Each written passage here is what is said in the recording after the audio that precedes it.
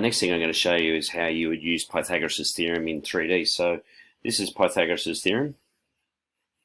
So in a right angled triangle, the sum of the two shorter sides squared is equal to the hypotenuse squared. So in this case, my shorter sides are A and B. So A and B, sorry, make it look like a right angled triangle.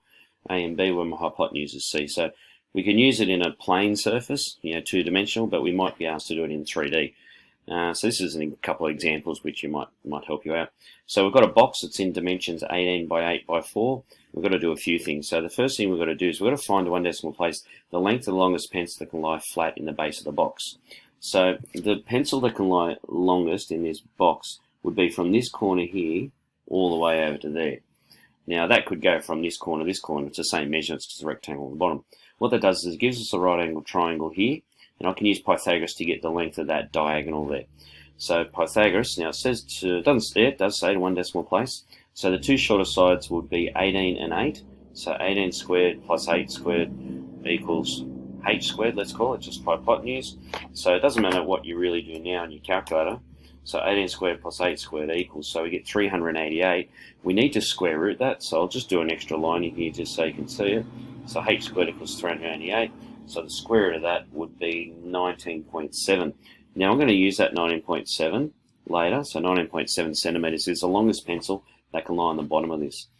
The next thing we've got to do, B, is we've got to find to one decimal place the length of the longest diagonal in the box. Now the longest diagonal will be from one of these corners to the opposite corner above the one that we just did there. So from there to there, from there over to here, from that point to that point, they're all going to be the same. So really what I want to do is I actually want to find the length of that line there, because that'll be the longest pencil that can fit in it.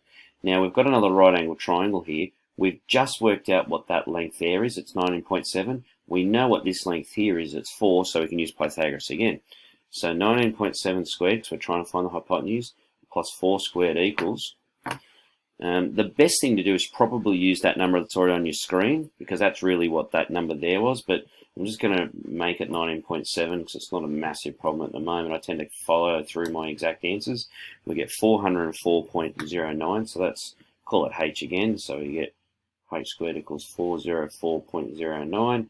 So h is, in this case, the square root of that, 20.1 centimeters.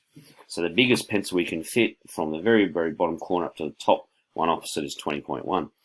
Now the last thing we've got to do in this one is we've got to find, correct to the nearest degree, the angle that the longest diagonal, which is this one here, makes with the base of the box.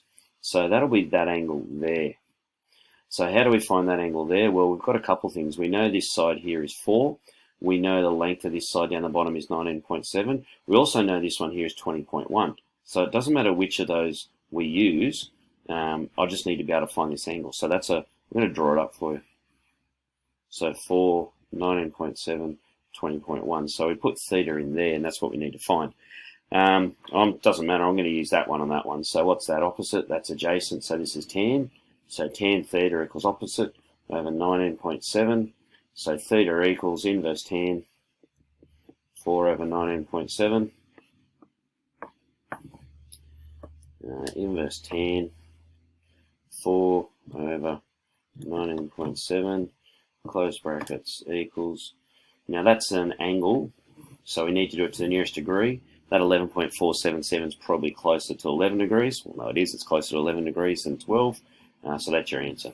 So that's how you do some Pythagoras in 3D. I'll do the next one in a sec.